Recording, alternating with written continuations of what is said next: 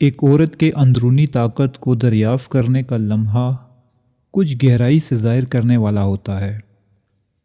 یہ نہ تو کوئی بلند آواز واقعہ ہوتا ہے اور نہ ہی کوئی عظیم و شان اشارہ، بلکہ یہ ایک خاموش انقلاب ہوتا ہے، ایک ایسی تبدیلی جو روح کی قربت میں وقوع پذیر ہوتی ہے، بالکل ایسے جیسے زمین کی تاریکی میں ایک کمپل اگتی ہے روشنی کو چھونے سے پہلے۔ یہ تبدیلی اکثر غیر متوقع طور پر شروع ہوتی ہے، ایک دھوکہ، ایک نقصان یا محض ایک وجودی تھکن جسے اب مزید نظر انداز نہیں کیا جا سکتا۔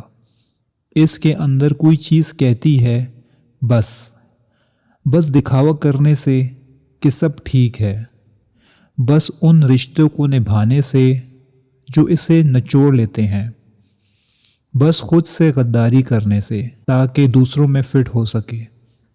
اسی لمحے جو دنیا کے لیے تقریباً ناقابل محسوس ہوتا ہے، ایک چنگاری چلتی ہے۔ یہ ایک شعلہ نہیں ہوتی، لیکن یہ اتنی ضرور ہوتی ہے کہ خود کی طرف واپسی کا عمل شروع ہو جائے۔ ایک واپسی جو نہ تو ہمیشہ سیدھی ہوتی ہے اور نہ ہی آرام دہ، کیونکہ جب وہ خود کی طرف لوٹتی ہے تو وہ ان تمام چیزوں سے ملتی ہے جنہیں اس نے برسوں سے چھپا رکھا ہوتا ہے۔ اس کا دبا ہوا غصہ، اس کی خاموش خواہشات، اس کا جسم جس سے وہ کٹ چکی تھی، اس کی پامال کی گئی حدیں۔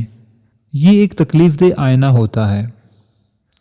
کارل یونگ نے انفرادیت کو وجود کی تکمیل کی طرف سفر کہا تھا، اور بہت سی عورتوں کے لیے یہ سفر اپنی جنسی زخم کو بھرنے کی شدید ضرورت سے شروع ہوتا ہے۔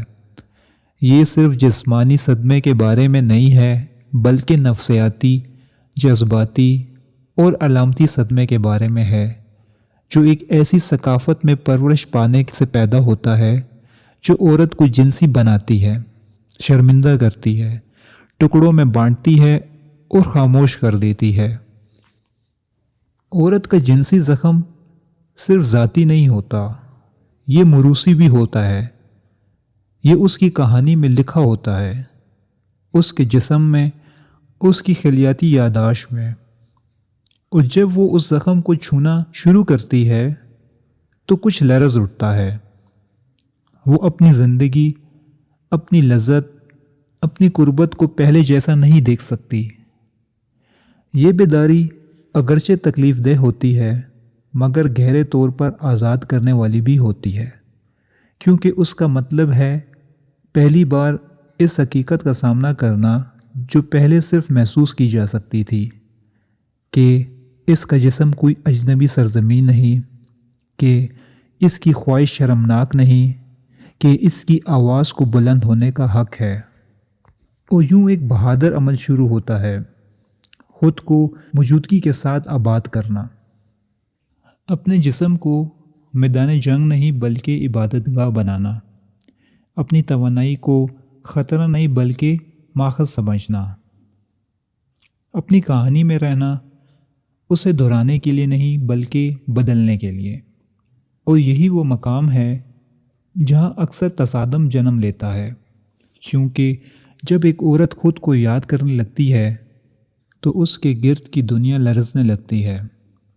اس کے قریبی رشتے، خاندان، ساتھی، دوست اس کے اس نئے وجود کی مذمت کر سکتے ہیں۔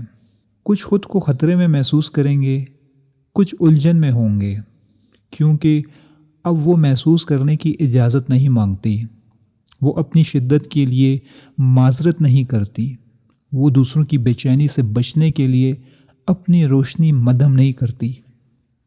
یہ اسے خود غرض نہیں بناتا، یہ اسے باشعور بناتا ہے، کیونکہ اب وہ سمجھ چکی ہے کہ وہ ایسے ماحول میں شفا نہیں پا سکتی جو اسے بیمار کرتا ہو، کہ وہ ایسی جگہ پر نہیں کھل سکتی جہاں خوش کرنے کے لیے اسے مر جانا پڑے۔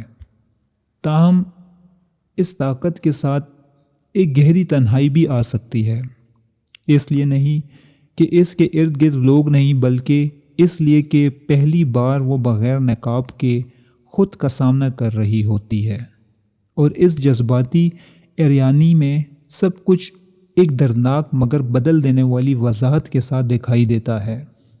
جو وہ پہلے برداشت کرتی تھی اب دکھ دیتا ہے، جو وہ پہلے جائز ٹھہراتی تھی اب بے چین کرتا ہے، جو وہ پہلے نظر انداز کرتی تھی اب توجہ مانگتا ہے۔ لیکن اسی زرخیز تنہائی میں ایک طاقتور بیج اگنا شروع کرتا ہے، اس کی نئی شناخت کا بیج، ایک ایسی شناخت جو بیرونی توثیق پر منحصر نہیں، جو دوسروں کی توقعات کے مطابق خود کو ڈھالتی نہیں۔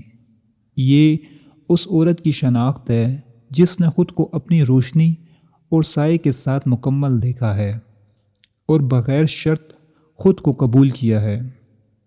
وہ عورت کامل نہیں مگر مکمل ہے، وہ سب کچھ نہیں جانتی مگر اپنی آواز پر اعتماد رکھتی ہے، اس کے پاس ہر جواب نہیں مگر وہ اس یقین کے ساتھ چلتی ہے کہ اس کی سچائی جینے کے قابل ہے۔